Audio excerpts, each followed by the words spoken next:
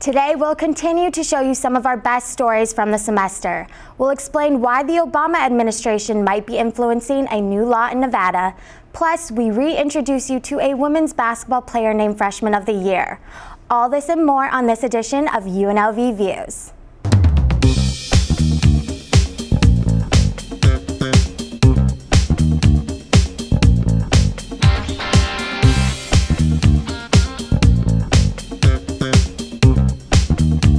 Welcome, Rebels, and thank you for joining us. I'm Ashley Kringen, and this is a special edition of UNLV Views for Thursday, November 19th. In the world of blogs, webcasts, and iReports, print publications are struggling to stay afloat. Michael S. Jackson filled us in on how one Boulder City newspaper managed to keep their head above the water. Boulder City is one of the few lucky survivors of the media recession affecting the newspaper industry.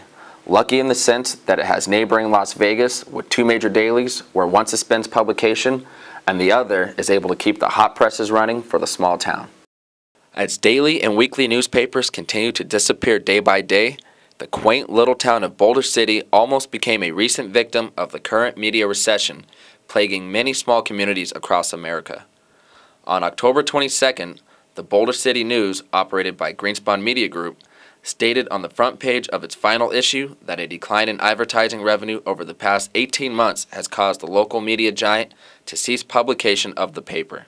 Group publisher for Greenspun Media, Bruce Bottleson, said the media group was no longer able to sustain publication of Boulder City News and Henderson Home News, as well as two free Henderson suburban papers.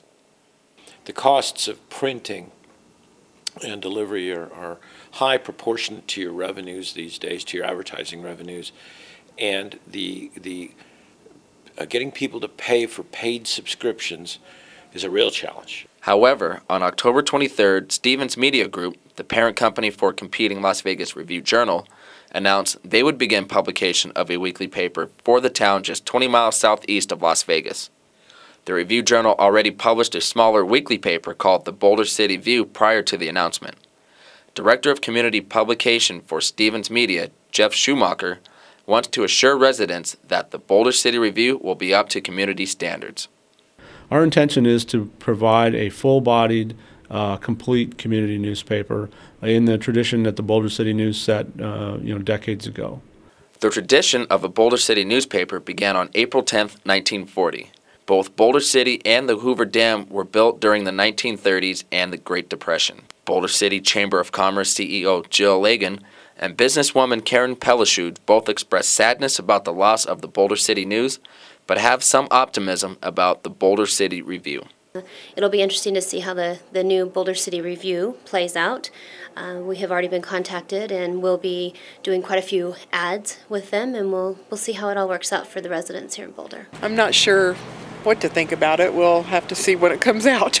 The first issue of the Review ran on October 29th without interrupting the flow of a weekly paper for the city. Although there was a complete change in who runs the newspaper for Boulder City, residents there can continue to enjoy the news of the town they all call home. For UNLV TV, I'm Michael S. Jackson. The NAACP recently held a forum to discuss ways to bridge the gap between law enforcement and the community. Risha Gator was there to give us the details. Take a look.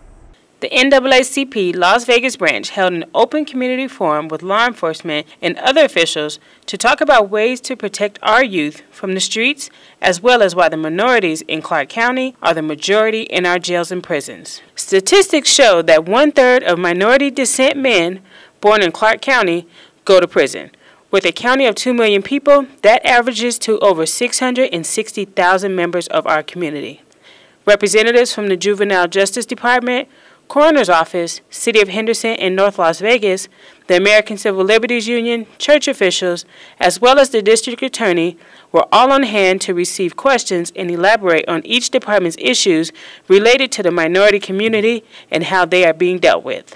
Rod Jett, Undersheriff of the Las Vegas Metropolitan Police Department, supported the forum and hopes this can begin to bridge the gap in our community. I was very encouraged by the number of people from the community that came out to engage their police department.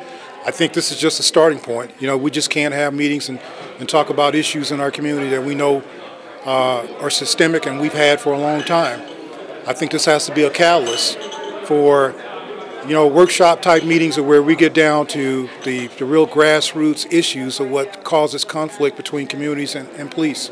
It's known that an idle mind is the devil's workshop. So North Las Vegas Chief of Police Joseph Forty and his department has come up with a program to show kids the downfalls of breaking the law.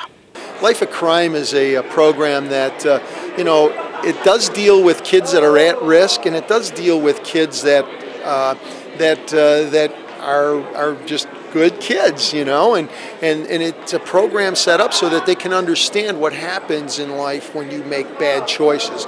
These forums are conducted not only to show statistical values about crime on our streets or answer questions, it also puts more trust into our law enforcement when it comes to keeping us safe. From random traffic checkpoints to high-speed chases, they are here to protect what we value the most, our life. With UNLV TV, I'm Risha Gator.